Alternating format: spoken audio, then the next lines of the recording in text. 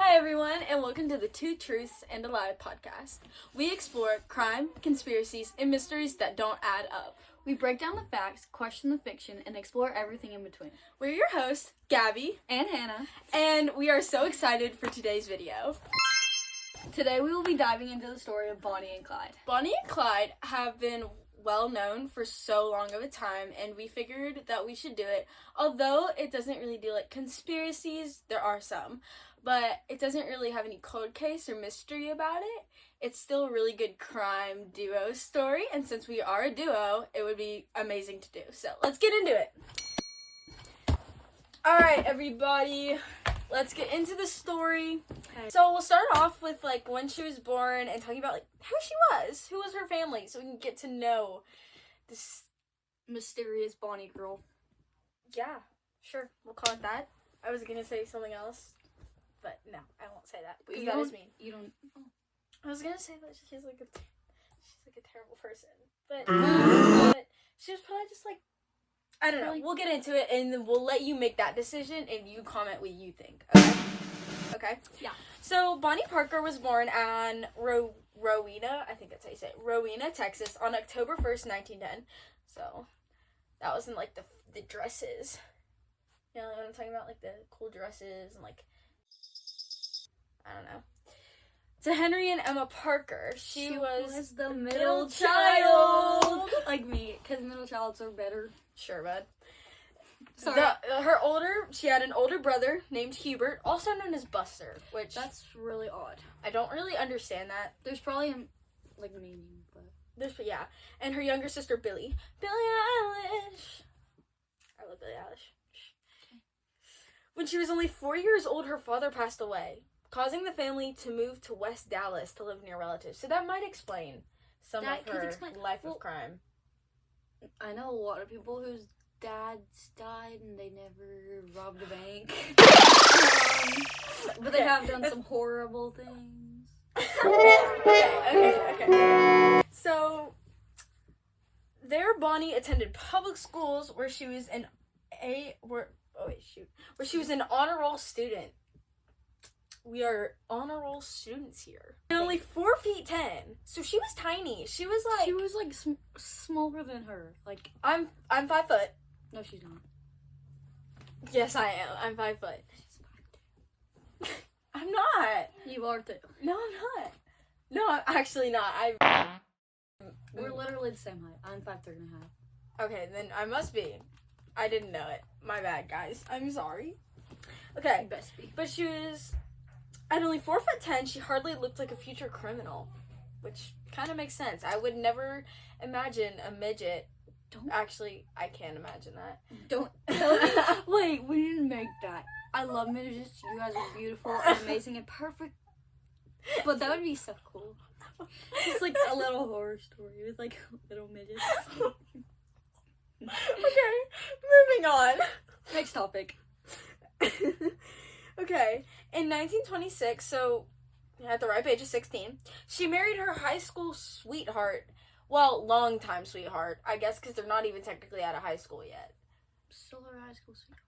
Okay, well, her longtime sweetheart, Roy Thornton. Say that 5 times fast. Roy Thornton.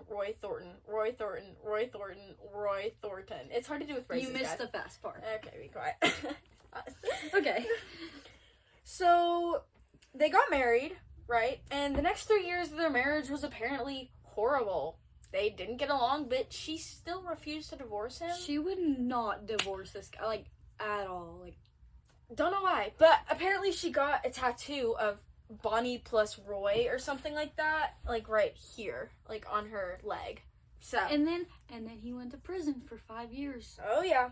And, so okay, keep yeah. going. So they were married for 3 years, and in 1929 he was sent to prison, like she said. And while Roy was in prison, serving his time, doing his due diligence, she met Clyde, who was apparently amazing. Yeah, because she really liked him, and they started dating. So much she cheated on her husband technically. that she technically chose not to divorce so many times. However, their romance was interrupted. Clyde went to prison For Not very long. I'm not sure how long, but not very long. Well, because she broke him out with a pistol. Yeah, she... Okay. While he was in there, she wrote notes to him, telling him to be a good boy when he gets out. And, like, don't do anything stupid to get in trouble with the law. And then the next thing she does is smuggle a gun into his cell so he can escape. Yes. So, that's kind of... contradicting. Yeah, a little bit. A little strange. Doesn't really make much sense, so I don't really understand why she would do that. Around March, she did that. And the couple escaped, and then he was recaptured in Ohio. Nothing good comes from it. I'm sorry, if you're from Ohio, I love you. You're perfect. You're amazing. It's just... Jesus loves you. Of course. Clyde was then sent to Eastham Prison Farm in Crockett on April 21st, 1930. Where's Crockett? I don't know. Okay. He was later released on February 1932 with plans to cause more havoc like never before. Also, if you're from any of these places that we, like, don't know where they are, please comment and, like, tell us. Yeah. It would be helpful. And we'll probably, like your comment and respond. Because we're cool. Of course. Because we're awesome. Yes. Okay, so after he got released, Bonnie was really, really determined to prove to Clyde that she was loyal and that she really loved him. That's why she smuggled him out of jail. Yep. So the duo soon began to rob many things like grocery stores, filling stations, and small family-owned banks. If you don't know what a filling station is, we don't really either, so we'll find a picture and we'll put up, like... I'm pretty sure. We just looked it up. It's like a little, like, you know, when you're, like, driving in the middle of nowhere, and you see these little gas stations, and they're, like, literally a tiny little box with a small overhang with, like, two, like, pumps for, like, the two... Yeah. That's basically what it is. We'll put a picture, because we don't know how to explain it. Yeah. In March of 1932, Bonnie was captured in a failed robbery attempt turned murder. They ended up killing, I think it was either the owner or something like that. Or like a worker. Yeah. His name was J.W. Merchant. I don't know. However, when they took her to court, they no-bailed her, which basically means that they didn't have a sufficient amount of evidence to prove that she was guilty, because the rule is guilty beyond, like, a reasonable doubt. Like, that's what needs to be proven to the jury, that the person is guilty with beyond a reasonable doubt. So, like, any reasonable person could be like, hey, yeah, this person is definitely guilty, this person definitely did it. There's, like, no doubt about it. But there's not enough doubt. There was doubt. There is doubt. So there's no doubt now. She got released. Because of this, Bonnie was released, obviously. No more than a few weeks later, she reconnected with Clyde, and they were on the run once more. So I guess Clyde didn't get sent to prison either. I think he might have escaped or something. I don't know. He didn't get sent to prison, though. It was only Bonnie. She didn't get... Okay. Yeah. Whilst on the run, the couple killed 2 officers in Atoka, Oklahoma, where the couple decided to attend a dance, and they got approached, I'm guessing, because the cops probably suspected who they were, and they got attacked. Well, I take that back. I don't know. I'm pretty sure they were shot and killed. They just killed them somehow. They just killed them. For a while, the couple decided to go through the Midwest and Southwest. They had run-ins with the law in Texas, Oklahoma, New Mexico, and Missouri, which is pretty... That's a lot of states. That's more states than I've been to in my entire life. I haven't. I'm just joking. Okay. So while traveling, they gunned down a store owner in Texas, an officer in Dallas, and a citizen in Temple. If you don't... I don't know where Temple is. We don't know where Temple is. Please tell us if you live in Temple. I have a strong feeling Temple's in Oklahoma. It just feels right. Like, Temple, Oklahoma. That just sounds like they're right. Let's see. They already mentioned somewhere they saw the law, and... Look, they've been all through there. Have they been to Missouri? Like, did they... Okay. I don't Maybe Temple, Missouri. Temple, Oklahoma. That's what I'm saying. Cast your vote if you think it's Temple, Oklahoma. Or Missouri. Comment and tell us where you think it is. Okay. This is all irrelevant. But even though a manhunt had been issued for them, they have evaded the police any chance they get. They have not found them. They have had run-ins to them, but every single time it has ended horribly. They're sneaky little guys, and when they actually get caught, they just explode. Pew, pew, pew, pew, pew, pew. Okay. Yeah. So now the couple. Oh wait, you know what time it is, Hannah? It's time for our 4-minute break. Yeah, let's explain to them what that is, because this is our first episode. Basically, some of these topics that we're going to be talking about are kind of like sad and upsetting and can sometimes be challenging to deal with. So they can bring the mood down, and yeah. we just need to bring the mood back up. So Yeah. what we're going to do is 4 minutes each episode in the middle of the story, basically. But, well, like before there's a bridge, you know, like where the story shifts.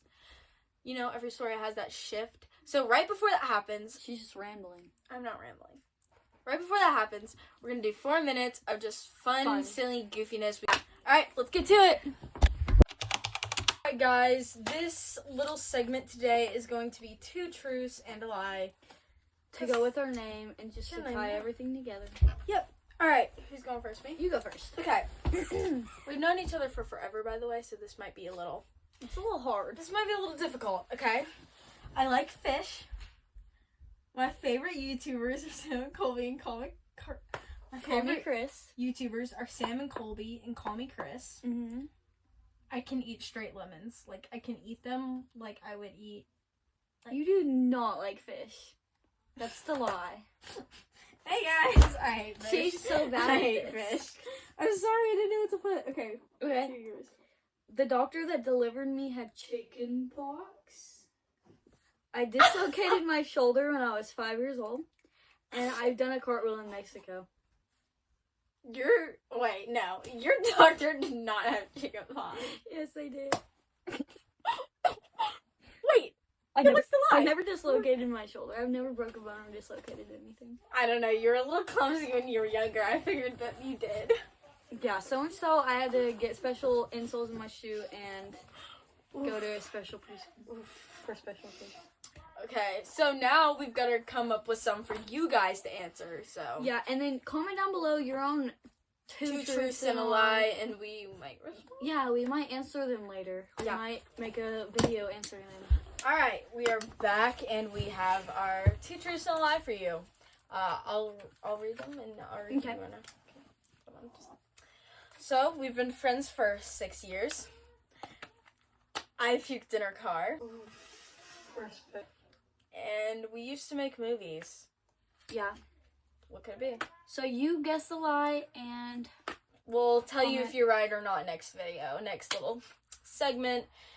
And yeah, let's get back to the video. Alright, we are back and ready to finish this story. And feel free to tell us any stories you'd like us to cover or talk about for future videos. Our email should be in our bio, so. Yeah, so just feel free to email us, and we will be happy to cover those stories. We ready? We'd love to have your stories. Yes. Alright, so Bonnie and Clyde then decided to settle down in a little, like, bungalow house in Joplin, Missouri. They were living with Clyde's brother, so, like, they were living with Clyde's brother and sister-in-law. And after only a little while of staying there, the neighbors began to make noise complaints because they're a rowdy bunch of people. They like to make noise. They like to wreak havoc. Cause havoc. Wreak havoc, either way. It's okay, it'll work. And the law enforcement, suspecting that it was Bonnie and Clyde being harbored at their relative's house, went to go check it out. And when they arrived, oh boy, they were met with lots and lots of bullets, and it was in basically a full-on war in this little house. It resulted in, I believe, two cops getting killed, and Bonnie and Clyde still managed to escape. After escaping, they traveled once more through Kansas, Missouri, Texas, Oklahoma, New Mexico, Iowa, Illinois, and Arkansas. It's just Illinois and BT dubs. Okay. On June 10th, 1933, they got in a car accident that resulted in the car rolling onto its side, and it made Bonnie get, like, burns. So they ran to a nearby, like, farmhouse to get help. Like, just treat her wounds there without calling for help. And this alerted the local police department because there was literally a car messed up, Flipped over. and when I'm pretty sure it was 2 officers, and when they got there, they were kidnapped, and later they were released back in Oklahoma. So they were kidnapped for a little while. And a while later in Alma, Arkansas, the duo killed a town marshal. Then the group met up once again, the group being Bonnie, Clyde, his brother, and sister-in-law. And another bloody standoff. So, I did not understand the word bloody. you said. Bloody standoff. Bloody. It's more fun to say it. Bloody. But another standoff, to say. Except Bloody. this time, Clyde's brother was actually killed. Oh, and that's so sad. sister-in-law was taken into custody. Not too long after that, well, technically, in 1934, Bonnie and Clyde helped their friend Raymond Alexander Hamilton, that's not relevant, escape prison and ended up killing a guard in the process.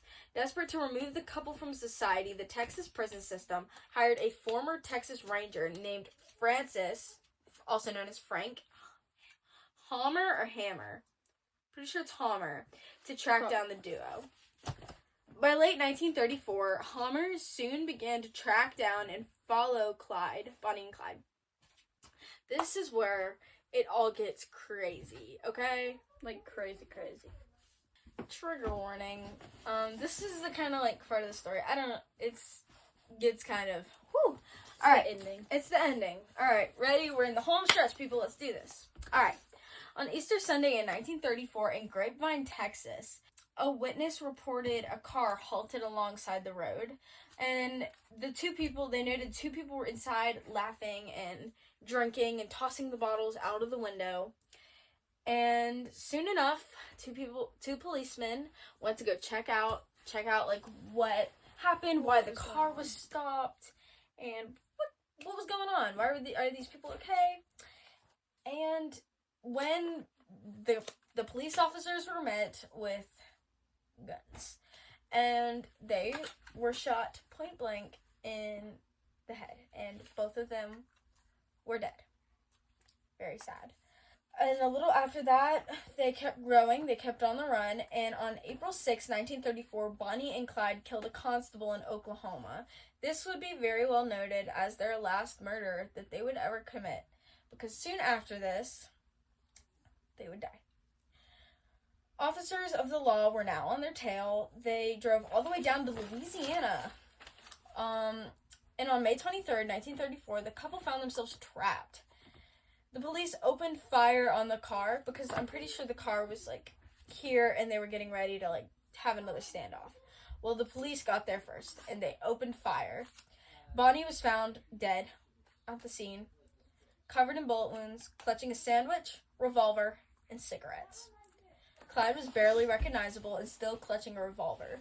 The car was then delivered to Arcadia, Louisiana, to be viewed, and it's still viewable today, I believe. And their bodies were actually viewed. They were sent to Texas to be viewed. So it means, as the dead bodies. I'm sorry, they're horrible people, but that's still, really terrible. Imagine, you die, and your body's, mutilated. And they're like, here, guys, take a looky-looks here. Look at them. That's, oof. That's so bad. Anyways, after a while, they did, however, bury them in their family's, plots or, burial area where the family belonged.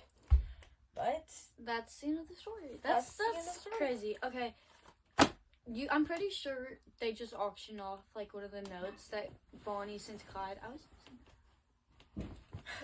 That Bonnie sent to Clyde, and they auctioned it off for, a lot of money. And this is a very popular story. They've made a movie about it. I'm sure you could find a lot more information if this really interests you. There's a lot of information. I know the FBI has released information because they worked on this case. Yeah, if you wanted to look more into it, go for it. But that's the end of the story, and yeah. That wraps up this episode of Two Truths and a Lie. If this story made you think twice, stick with us. Follow us, leave us a review, and join us next time for more facts, fiction, and everything in between. Peace!